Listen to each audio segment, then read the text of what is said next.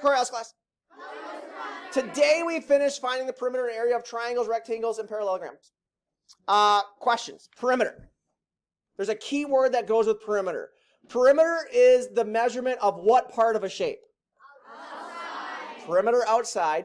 And then its twin, or its opposite, I don't know how you want to view that, is area. And area doesn't measure the outside, it measures the inside. Shapes have measurements.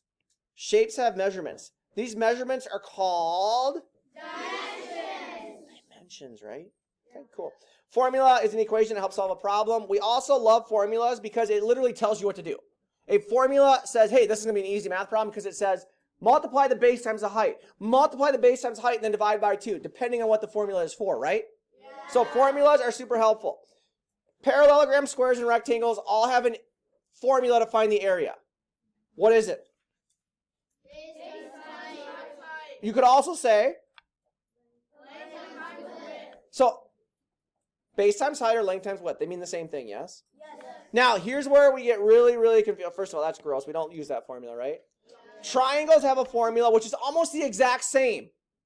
It is base times height, but we have to divide by 2. That's not everybody. Divide by 2. We've got to divide by 2. Triangles, base times height divided by 2, yes? Yes. Here we go. How do you find the perimeter of this shape if I only give you 2 sides? What do we know about this side and this side? They're congruent because of the congruent markers, right? Yes. This also is a rectangle. We know rectangles have opposite sides that are congruent, yes? Yes.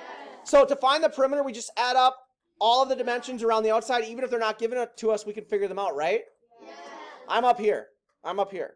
So we get 7 plus 8 plus 7 plus 8, yes? Yes. Now to find the area of a rectangle, it is base times height, yeah? Yes. What's the base? 7. What's the height? 8. Good? Yes. Here's a triangle. A triangle is this shape right here, yeah? Yes. This is the length of this side. That's the length of that side that's going upwards, and this is the length of the bottom, right? Yes. How do you find perimeter? How do you find perimeter? How do you find perimeter? You add them all together, right?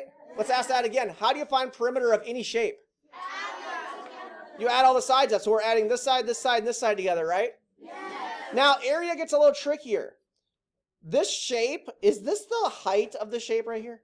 No. Height has to be a straight line from the top to the bottom, right? Yes. So the height is actually given to you as what? 9. 9 is not the measurement of the side. 9 is just how tall it is, yeah? Yeah. So for a triangle, we've got to do the base times the height, and then don't forget to do what? Divide by 2. So the base is 8.5. 8.5. The height is 9. 9. Once we calculate all of that, we divide by 2 at the end, yes? Yes. Parallelograms.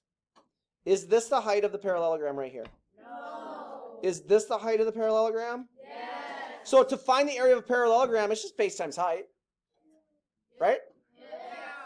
But the height cannot be a slanty side. It cannot be a slanty side. Perimeter, same thing. Add up all the sides.